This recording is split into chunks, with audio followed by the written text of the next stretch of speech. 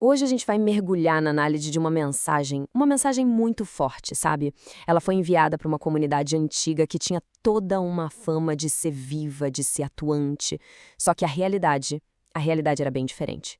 Por dentro, ela estava morta. E é esse paradoxo que a gente vai tentar desvendar aqui. Essa frase de um texto antigo é o ponto de partida de tudo. Tens nome de que vives, mas estás morto. Pensa bem, como é que pode, né, algo parecer tão cheio de vida por fora, mas na verdade não ter nada por dentro?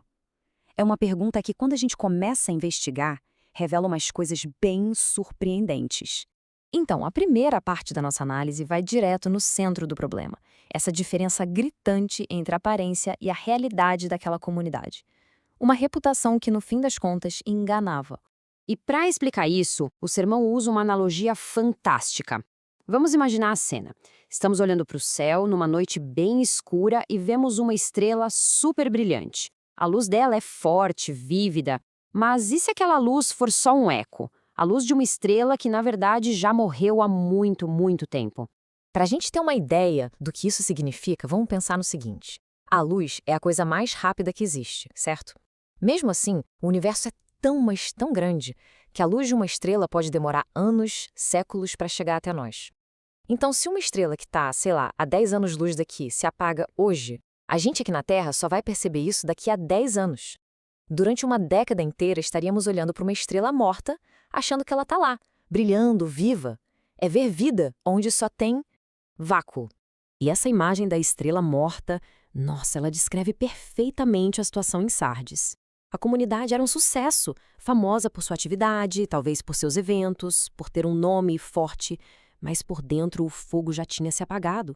Suas obras eram consideradas incompletas diante de Deus, sabe? Era só movimento, sem alma, sem substância. E se a analogia da estrela não foi forte o suficiente, a análise traz uma segunda imagem, que é ainda mais visceral, eu diria. A ideia de uma igreja zumbi. Isso aqui pode até soar familiar para quem gosta de cultura pop, tipo a série The Last of Us. O fungo Cordyceps existe de verdade e o que ele faz é bizarro. Ele infecta um inseto, domina completamente o sistema nervoso dele e basicamente pilota o corpo do bicho mesmo depois de morto. É uma imagem bem perturbadora, mas para nossa análise ela é muito eficaz. A metáfora aqui é direta e reta. A igreja em Sardes era comum desses insetos. Ela se movia, agia, cumpria rituais, mas, na essência, era uma igreja zumbi. Estava operando sem vida espiritual de verdade, sendo controlada por aparências, por rotinas e não por uma fé genuína. Agora, para entender a profundidade dessa mensagem, a gente precisa dar um passo atrás e olhar para a história da própria cidade de Sardes. Porque, acredite, a queda da cidade é um espelho perfeito da condição da igreja. Sardes era, geograficamente, uma fortaleza. Pensa num lugar construído no topo de um planalto, com penhascos enormes em 3 dos 4 lados. Os moradores se sentiam completamente seguros, invencíveis. E essa segurança toda acabou gerando arrogância, sabe? Um excesso de confiança perigosíssimo. Eles achavam que nada nem ninguém poderia atingi-los. Mas a história provou que eles estavam redondamente enganados. E a história da primeira queda da cidade é, assim, uma aula sobre vigilância. Ou melhor, sobre a falta dela. Foi um vacilo, um único momento de descuido. Durante o cerco dos persas, um soldado deixou o capacete cair do penhasco. E o que ele fez? Desceu por um caminhozinho escondido para pegar, sem se preocupar. Só que o inimigo estava observando. Naquela mesma noite, com a cidade toda dormindo, super confiante na sua fortaleza, o exército persa usou exatamente aquele caminho para entrar. Conquistaram Sardes sem luta, praticamente. Uma lição duríssima. Bom, depois de um diagnóstico tão pesado, a mensagem não deixa a comunidade no escuro.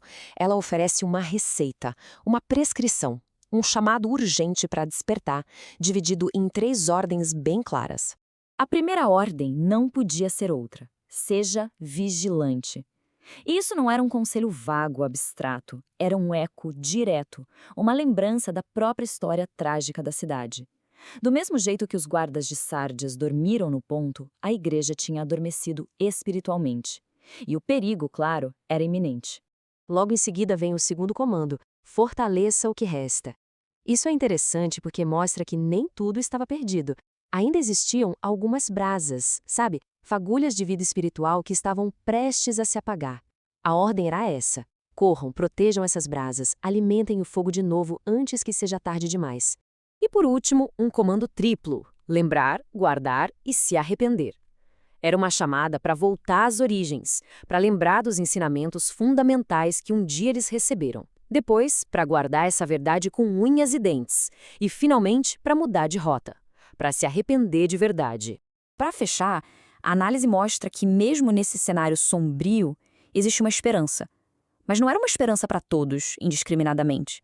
Era uma esperança focada num grupo bem específico, o chamado remanescente fiel. O contraste aqui é total. De um lado, a grande maioria, descrita com vestes contaminadas, com obras incompletas e correndo o risco de ter o nome apagado do livro da vida. Do outro lado, um pequeno grupo, um remanescente que não tinha se deixado levar, que não tinha se corrompido, e a promessa para eles era de pureza, de dignidade e de segurança eterna. A conclusão na análise, portanto, é muito clara. A vitalidade real daquela comunidade não estava no seu tamanho, na sua fama ou nas suas atividades. De acordo com a fonte, a vida de verdade, a esperança, estava toda concentrada naquele pequeno núcleo de pessoas que se mantiveram fiéis no meio daquela decadência toda. E no fim, essa análise toda nos deixa com uma pergunta no ar, uma pergunta para se pensar. Qual é a verdadeira medida de vitalidade? Será que são as atividades impressionantes, a reputação impecável que se vê na superfície? Ou será que é algo mais profundo, mais silencioso e talvez infinitamente mais real?